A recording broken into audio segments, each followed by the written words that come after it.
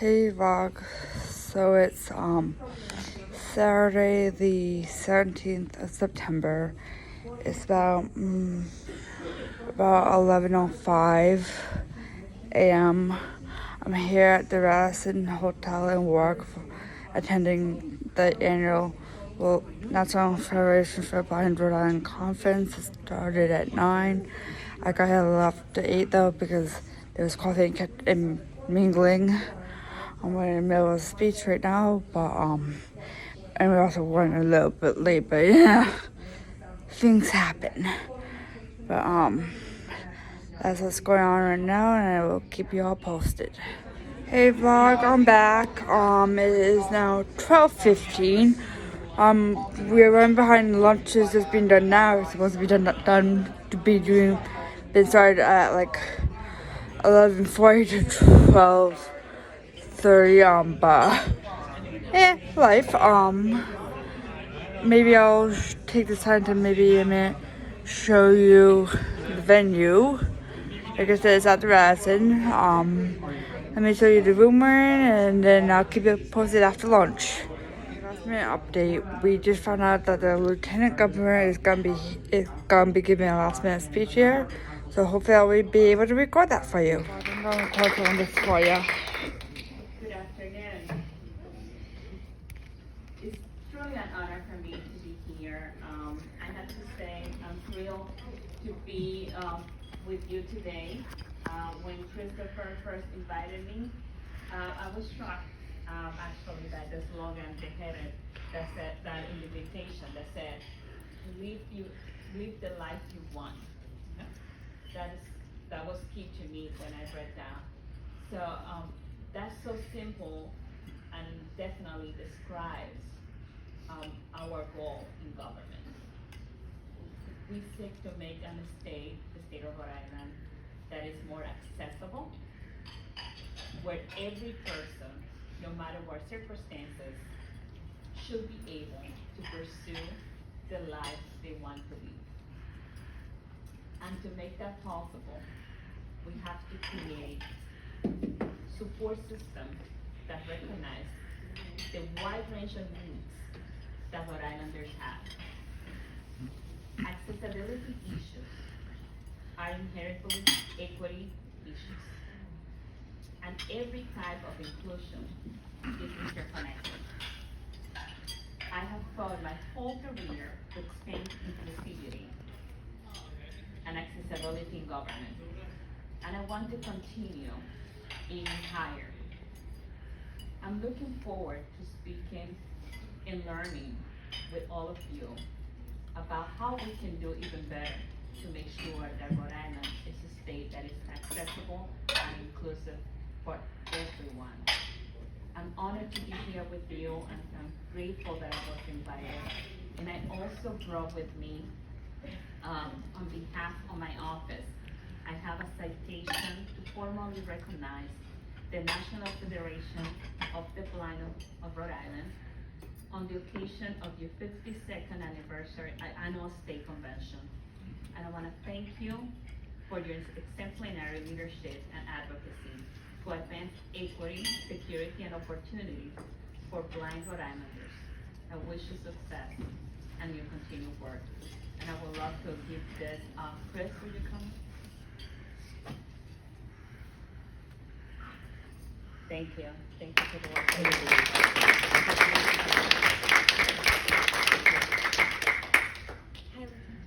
Hi. I'm Grace Myers, I'm the president of the Thank you, Grace. Thank you so much for coming. Could you come closer here? 3, 2. Thank you, Thank Chris, you. for Good. inviting me. No, thank you for coming, we appreciate it. Senator Reed is gonna give a speech now. Well, thanks so much. This is for me a great opportunity to come together with people that I respect and admire greatly. Some of you might recall my dear friend Ed Beck. Yep. Yeah. I know. Yeah, Ed was the greatest. He just was so kind to me, and I'll never forget him, nor will I forget this organization. Let me welcome Edward Bacon, the National Organization. Thank you for coming to Rhode Island. Island and supporting great work across the nation. Most of all, I want to thank all the members of the National Federation of the Blind of Rhode Island. You all advocate so well and so importantly, and not just for those who are sight impaired, it's for anyone with disability, because what you do helps them, and I thank you very, very much for that. You make our state stronger and more inclusive, and that means we are able to use your talents to help this state, both economically, socially, and every other way. And trust me, we never have too much talent anyway. Let me take a moment to also recognize Catherine Gaffney, who along with her late husband Robert, is an example of extraordinary dedication and leadership that are the hallmarks of the National Federation of the Blind of Rhode Island. It's fitting that your annual scholarship bears their names and that this scholarship is helping prepare a new generation of leaders and advocates. People like Chris Bode, a two-time Richard and Catherine Gaffney Scholar, an advocate, and outstanding leader in his own right. The truth is, as I've said before, we need your strong leadership and voice. Healthcare, civil rights, economic opportunity, and our democratic institutions and values. They're on the ballot this November. This November is a critical election. You know, you might know that we just passed significant legislation for the first time allowed the federal government to negotiate with drug companies about Medicare prices. We're bringing those prices down.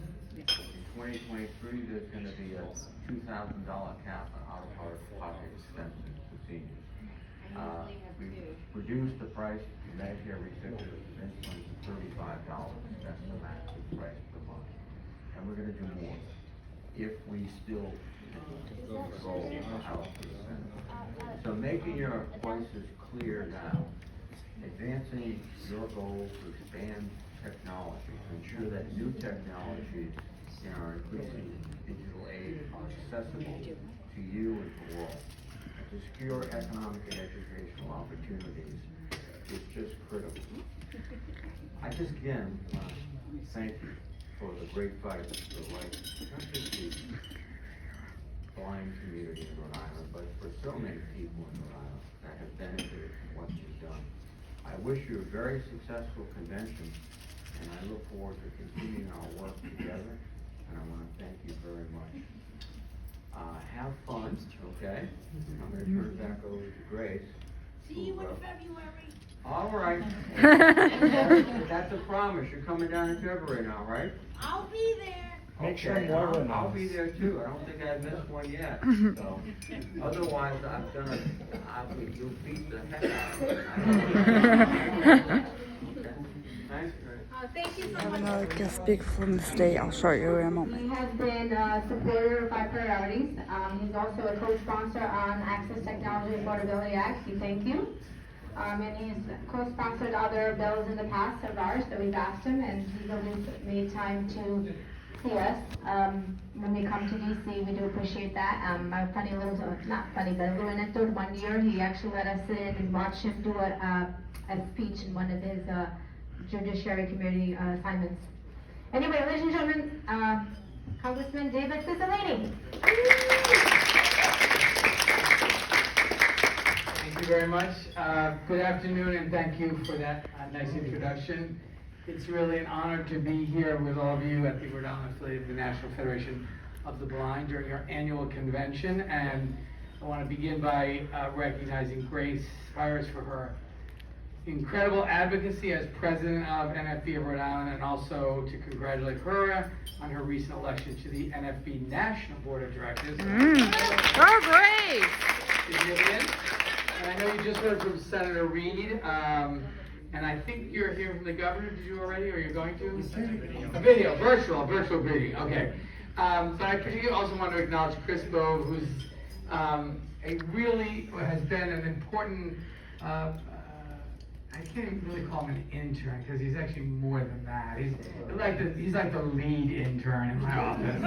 But also, just an incredible advocate and someone who not only advocates for blind people, but is just a great inspiration, and someone who really demonstrates the importance of being civically engaged in the kind of civic life of our state, and I think has set an example for young people. So this deserves his own special. But I just want to say thank you to NFB of Rhode Island, because you have been such an important resource for me and for my office, and thank you for your support of Blind Rhode Islanders. The work that you are doing, and I know will continue to do, is really helping to change people's lives. And I think we all recognize that as a country we made considerable progress since the Americans with Disability Act was signed into law, but there's also a lot more work that needs to be done, really particularly to ensure that blind Americans have greater access to full opportunity. And we need to make certain that we're building an economy and a physical infrastructure that is inclusive and accessible to everyone. Right now, we're working very aggressively in the House on several proposals to address many of the issues blind Americans continue to experience in their daily lives. The prohibitively high price of accessibility technology prevents many blind Americans and many blind Rhode Islanders from fully participating in the economy. And that's why I'm fighting for the Access Technology Affordability Act, which would establish a refundable tax credit to help blind Americans offset these costs. Second, we need to end the sub-minimum wage certificates for workers with disabilities and gradually raise the sub-minimum wage to the full federal minimum wage. And we can do this through the Transformation to Competitive Employment Act and the Raise the Wage Act, both of which I strongly support. And additionally, we must ensure that blind Americans have full access to critical home use medical devices like blood pressure and glucose monitors. And I'm also proud to be a co-sponsor of the Medical Device Non-Visual Accessibility Act, which would require manufacturers of these devices to make their products non-visually accessible. So, we're making a lot of investments in the kind of post-COVID period in which we're living, both in terms of infrastructure and other investments in housing and school construction. And we have to insist that in all those areas that we are including accessibility for blind Americans, and that will remain a priority for me. So I hope you have a good rest of the conference, and really appreciate the opportunity to come and say a few words, and thank you again for the invitation. And enjoy your lunch. Thank you, Congress.